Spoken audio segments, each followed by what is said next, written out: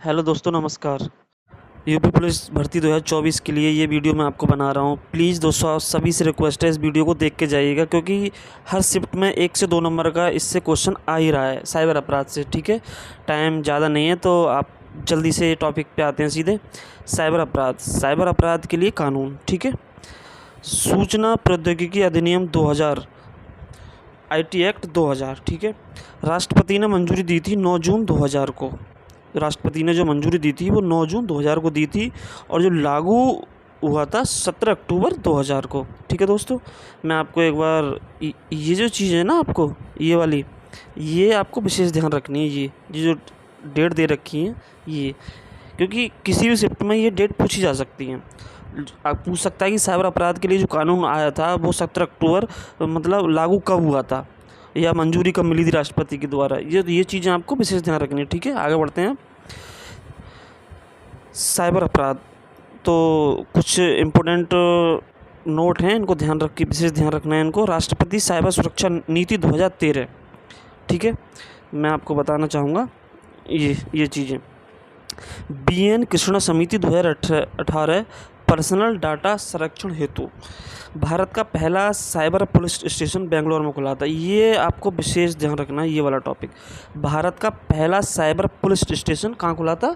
बेंगलोर में। ठीक है, भारत का पहला राज्य जिसने एक साथ अपने ज़िले में, मैं इसकी बात कर रहा हूँ, भारत का पहला राज्य जिसने एक साथ अपने ज़िले में साइबर पुलिस स्टेशन खोला था, तो वो राज्य है महाराष्ट्र। ठीक है, उत्तर प्रदेश में साइबर अपराध पुलिस स्टेशन खोला गया था, नोएडा, लखनऊ में। ये देख सकते हैं आप। ठीक है, आगे बढ़ता है मैं। आप साइबर अपराध नोट करके ये चीज़ लिखनी है। बुडापेस्ट कन्वेंशन 2001 का संबंध साइबर अपराध से है। इसे कन्वेंशन में भारत में अभी तक हस्ताक्षर नहीं किए हैं। ठीक है, हैकिंग, आपको बताते हैं कि हैकिंग क्या होता है। ठीक है, आप सभी भली भांति जानते भी होंगे कि हैकिंग क्या होता है। कंप्यूटर के द्वारा हैक करना, नाम, पासवर्ड, अन्य कुछ फेरबदल करना। ठीक है, हम इसकी बात कर रहे हैं दोस्तों, इसकी। ठीक है, तो ये 2 प्रकार का होता है, ब्लैक हैट और वाइट हैट। ठीक है, तो जो ब्लैक हैट में आता है, इसका इरादा हैक करना, चोरी करना, नुकसान पहुंचाना होता है। ठीक है, और जो वाइट हैट होता है, इसका इरादा गलत नहीं होता है। ठीक है, आगे बढ़ते हैं। अब ये क्या हो गया, सॉरी। साइबर अपराध में जो ये चीज़ देखिए, मैं आपको बताता हूँ। ये है और ये जिस पे मैं टिक लगा रहा हूँ ना, उसको विशेष ध्यान रखना, क्योंकि ये एग्ज़ाम में आने वाली चीज़ें। फिशिंग क्या होती है? सबसे पहले मैं आपको बताना चाहूँगा। फिशिंग नकली ईमेल आईडी में मैसेज करना, जैसे किसी बैंक, शॉपिंग मॉल, कंपनी से मिलते जुलते कॉल करके धोखाधड़ी करना। ठीक है, फिशिंग कहलाता है। और बुलिंग क्या होता है? सोशल मीडिया में फेसबुक, ट्विटर, गंदे कमेंट करना, धमकी देना, तंग करना, ये होता है बुलिंग। आपको विशेष ध्यान रखना है, फिशिंग और बुलिंग। आप कंफ्यूज नहीं होना है एग्जाम में बिल्कुल भी। ठीक है, एक बार इस वीडियो को दोबारा से देख लीजिएगा रिपीट करके, तो आपको याद हो जाएगा। साइबर स्टॉकिंग क्या होता है? साइबर स्टॉकिंग मतलब कि तंग करना वाला कॉल, जिस देखते नहीं आजकल, कोई कॉल करता रहता है, परेशान करता रहता है, जिसका उद्देश्य धोखाधड़ी करना, आरोप, मानहानि और बदनामी शामिल हो सकता है। इसमें निगरानी, पहचान की चोरी, धमकी और बर्बरता, सेक्स के लिए आग्रह, डॉक्सिंग या ब्लैकमेलिंग भी शामिल हो सकता है। इसके अंतर्गत ये चीज़ आपको विशेष ध्यान रखनी है साइबर स्टॉकिंग के थ्रू। ठीक है, आगे बढ़ते हैं। आपको स्पैम ईमेल, देखिए इस चीज़ को आपको विशेष ध्यान रखना है इसका। ठीक है, ये वाले स्पैम ईमेल आते हैं जो कंप्यूटर को नुकसान पहुंचाते हैं। देख सकते आप, जो जीमेल पे स्पैम यानी अनचाहे कोई भी मैसेज हो सकता है, तो जो अनचाहे जिसको हम नहीं चाहते हैं, उनको वो स्पैम के थ्रू आ जाते हैं। ठीक है दोस्तों, अब आगे बढ़ते हैं। एक है साइबर पायरेसी। ठीक है, ये मैं इसकी बात कर रहा हूँ। साइबर पायरेसी नकली सॉफ्टवेयर का काम यानी कम दाम में बेचना, साइबर पायरेसी कहलाता है। यानी नकली सॉफ्टवेयर बना के, आप देखते होंगे साइबर जो सॉफ्टवेयर होता है ना, काफ़ी महंगा आता है, और कुछ लोग ऐसे होते हैं ना जो कि नकली सॉफ्टवेयर कम दाम में बेच देते हैं, तो वो क्या कहलाता है? Cyber piracy. ठीक है, अगला टॉपिक है लॉजिक बम किसी तारीख, विशेष घटना में ऐसी प्रोग्रामों को एक्टिव करना, जैसे कहीं भीड़ भाड़ वाला क्षेत्र हो। ठीक है, और जहाँ आप समझ सकते हैं कि लॉजिक बम के अंदर आता है। किसी तारीख, विशेष घटना, कोई भी विशेष कोई फेस्टिवल हो जहाँ भीड़ भाड़ वाला क्षेत्र हो और वहाँ किसी चीज़ को एक्टिव करना। ठीक है, अगला टॉपिक है इसमें ईमेल बॉम्बिंग्स। बड़ी संख्या में ईमेल भेजना ताकि अकाउंट बंद हो जाए, फिर अकाउंट खोलने के लिए पैसे मांगना, ये ईमेल बॉम्बिंग्स कहलाता है। ठीक है, और अगला है स्पूफिंग। ठीक है, स्पूफिंग हैकिंग के लिए किसी यूज़र का पासवर्ड पता करना। तो ये आप बार बार इस वीडियो को पॉज करके देख लेना। अभी मैं, क्योंकि टाइम ज़्यादा नहीं है, तो मैं जल्दी चाहता हूँ कि जल्दी इस वीडियो को ख़त्म करूँ। तो आप वीडियो को दोबारा से देख लीजिएगा, आपको ज़रूर याद हो जाएगा। ठीक है, आगे बढ़ते हैं दोस्तों।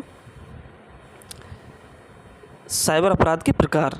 तो सबसे पहला जो प्रकार है वो मैं आपको बताना चाहूँगा। देखिए, ये है रैनसमवेयर। ठीक है, यह एक प्रकार का फिरौती मांगने वाला सॉफ्टवेयर है। इस तरह से बनाया जाता है कि किसी भी कंप्यूटर सिस्टम की सभी फाइलों को अनक्रिप्ट कर देता है। ठीक है, जो रैनसमवेयर जो सॉफ्टवेयर होता है वो इस प्रकार, यानी फिरौती मांगने के लिए सॉफ्टवेयर बनाया जाता है कि कंप्यूटर सिस्टम की सभी फाइलों को इनक्रप्ट कर देता है एक प्रकार से।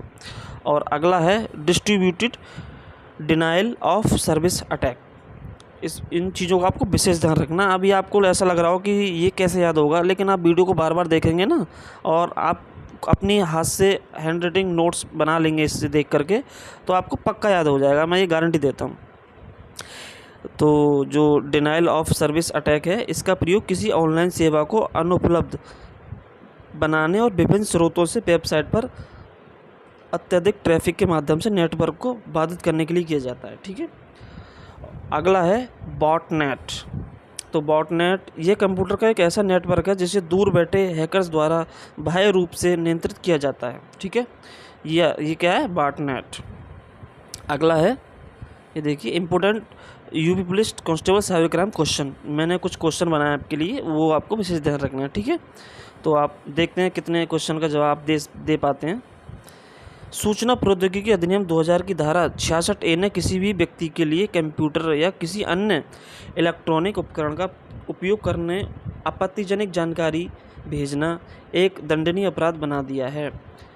2000 यानी सन 2000 की धारा 66A, ये देखिए, ये जो मैं आपको एरो बना के दिखा रहा हूँ ना, ये चीज़, ये धारा 66A, ये विशेष ध्यान रखना है आपको, और अधिनियम 2000 में आया था। ठीक है, आगे बढ़ते हैं।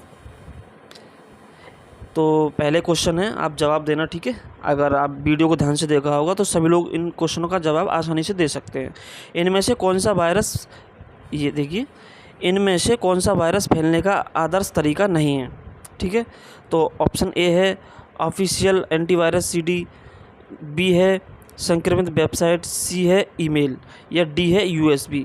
तो आप सभी क्वेश्चन का आंसर बताइए कि क्या राइट आंसर हो सकता है। ठीक है, इनमें से कौन सा वायरस फैलने का आदर्श तरीका नहीं है। ठीक है, अगला क्वेश्चन है, इनमें से कौन सा वायरस फैलने का आदर्श तरीका नहीं है।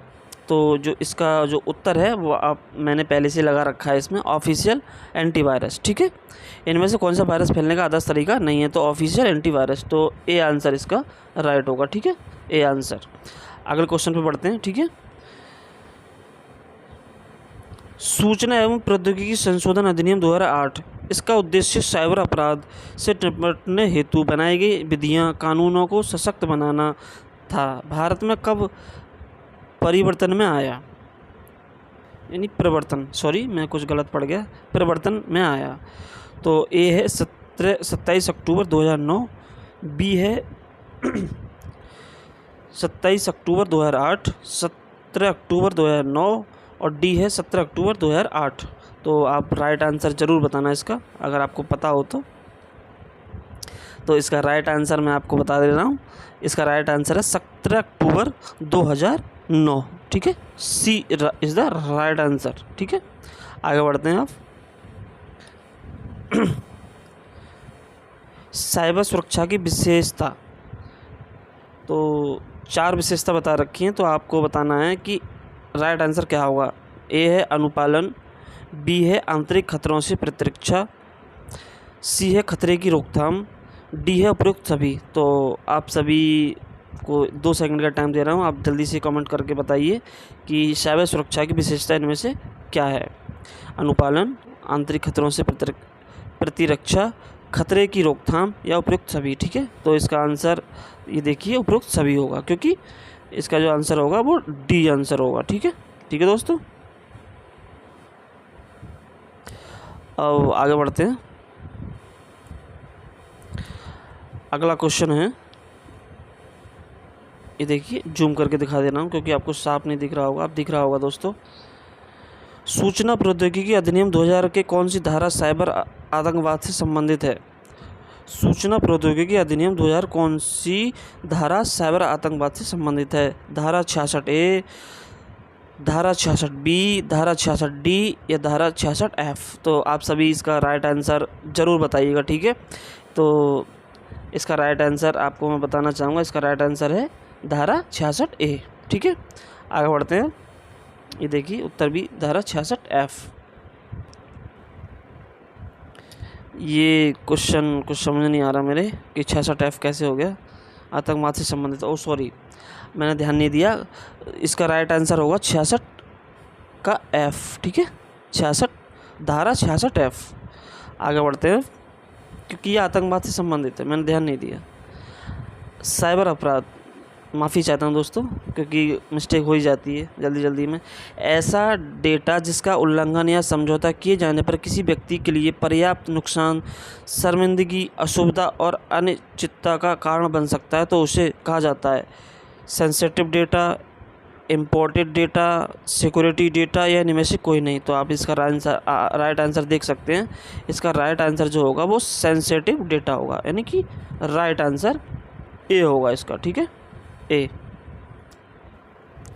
आगे बढ़ते हैं, अगला क्वेश्चन देखते हैं।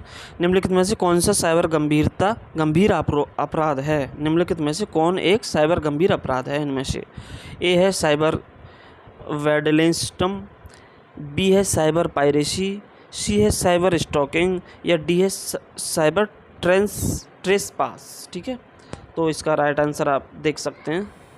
इसका राइट आंसर है साइबर स्टॉकिंग। ठीक है, यानी कि सी नंबर पे ये दे रखा है। ठीक है, आगे बढ़ते हैं दोस्तों। अगला क्वेश्चन है, एक नेटवर्क को रोकने के लिए अपनी खुद की प्रतियां बनाकर खुद को दोहराता है, ट्रोजन, वर्म, स्पाईवेयर या लॉजिक बम? तो इसका राइट आंसर होगा वर्म। ठीक है, बी राइट आंसर होगा इसका। अब आगे बढ़ते हैं। निम्नलिखित में से कौन सा एक निष्क्रिय अटैक है? तो आप देख सकते हैं ऑप्शन दे रखे हैं, denial of service, replay, masquerade या ट्रैफिक विश्लेषण। तो इसका जो राइट आंसर होगा वो आप देख सकते हैं, राइट आंसर है इसका ट्रैफिक विश्लेषण, यानी कि D is the correct answer. ठीक है, डी होगा इसका राइट आंसर। अगला क्वेश्चन है, सूचना प्रौद्योगिकी अधिनियम में साइबर आतंकवाद की सज़ा है, यानी जो सूचना अधिनियम है 2000 में साइबर आतंकवाद की सज़ा कितनी वर्ष की? 1 करोड़ रुपया है, 6 वर्ष की कैद है, उम्र कैद है, 10 वर्ष की कैद है। ठीक है, तो इसका जो राइट आंसर होगा वो होगा उम्र कैद, यानी कि उम्र कैद तक आपको हो सकती है, तो सी इसका राइट आंसर होगा।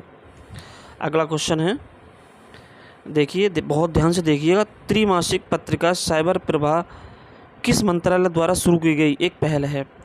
तो ये किस मंत्रालय द्वारा? ए है रक्षा मंत्रालय द्वारा, बी है गृह मंत्रालय द्वारा, सी है सांस्कृतिक मंत्रालय द्वारा और डी है युवा मामलों के मंत्रालय द्वारा। तो आप जान ही सकते हैं कि इसका राइट आंसर क्या होगा, आप ज़रूर बताइएगा इसका आंसर। इसका राइट आंसर है गृह मंत्रालय द्वारा। ठीक है, क्या होगा? गृह मंत्रालय द्वारा, बी इसका करेक्ट आंसर हो जाएगा। ठीक है दोस्तों, आगे बढ़ते हैं।